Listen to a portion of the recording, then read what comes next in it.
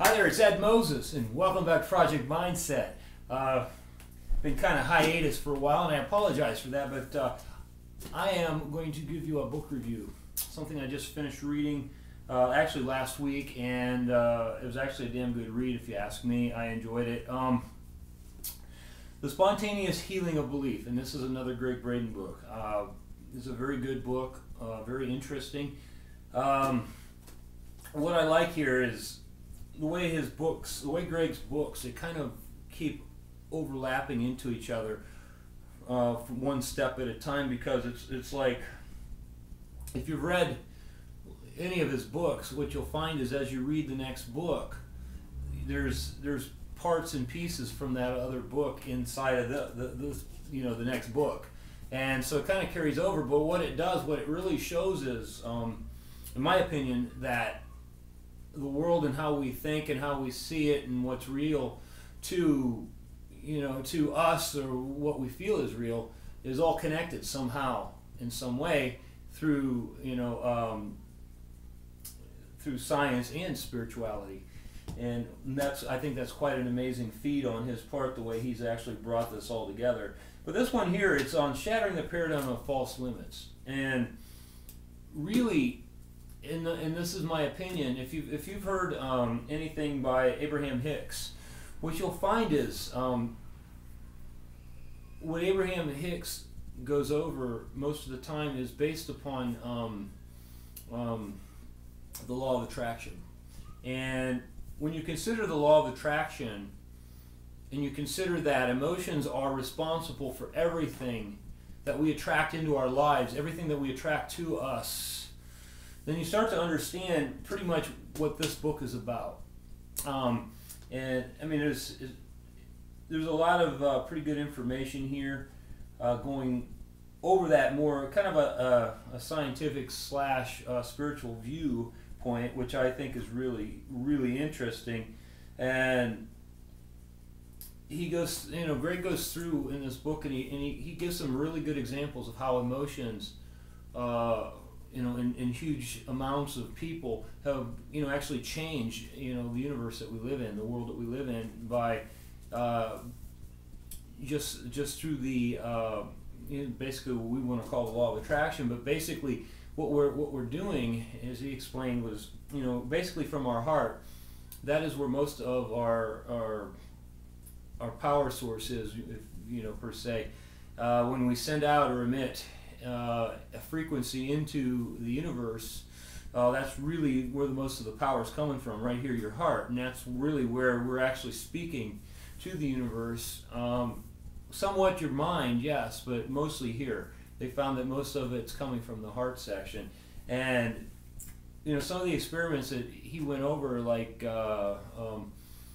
putting people spiritual people in dangerous places, and having them, pray for peace and stuff like that, and it showed like crime would go down, things like that. So it really goes to show, through his explaining that, we really do influence our universe. We really do influence the world around us in some way.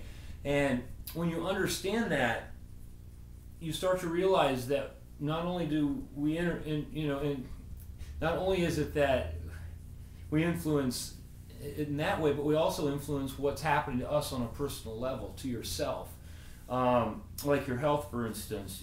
People that, if you believe something strong enough that, oh, I'm going to get cancer because my parents got cancer, whatever, good chances that you're going to get it because of the fact that you actually feel that and believe that. And when you believe something that strongly, it's a good chance that you're going to make it happen in your life. You will make it happen. In the same way that we influence the world around us in such a way, like let's say there's scientific studies, and they were showing that, through studying different photons, these scientists were actually influencing the changes within the photons based upon the emotions that they were emitting during the examining of the photons. Different things like that, it's just amazing. It's really amazing. That's really what this book is about. I'm not going to go I'm not going to go chapter by chapter because I don't want to give too much information away. But really, this is more of it's more of a viewpoint on a scientific, spiritual level of the law of attraction. That's my opinion on what I feel this book is about, and I think it's important because we need to understand on a scientific level how things work and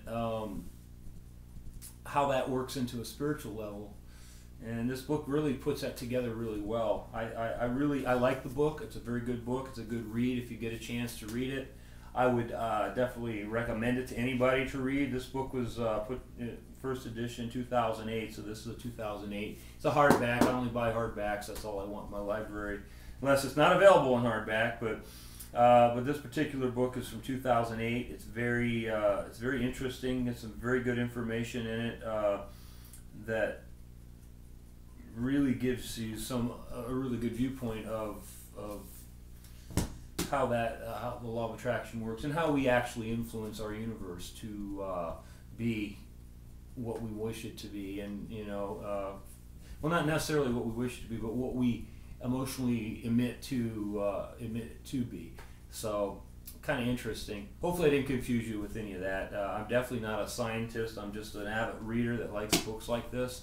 So anyway, I recommend the book. It's a very good book, and it fits right into my idea of how Project Mindset should work. So Project Mindset is all about finding a better way, and that's what I'm about, finding a better way of doing things. And through Project Mindset, this is a perfect book to read, because once you understand that it's your emotions that actually set forth the changes that occur in your life, then you realize that it's not what's outside of you that changes your reality, it's what's inside of you that changes your reality. And then you have the power to actually be and do what it is that you wish to do in this world. So I appreciate you coming by and watching the video. I thank you very much and look forward to seeing you in the next video. We'll talk to you later now. Bye.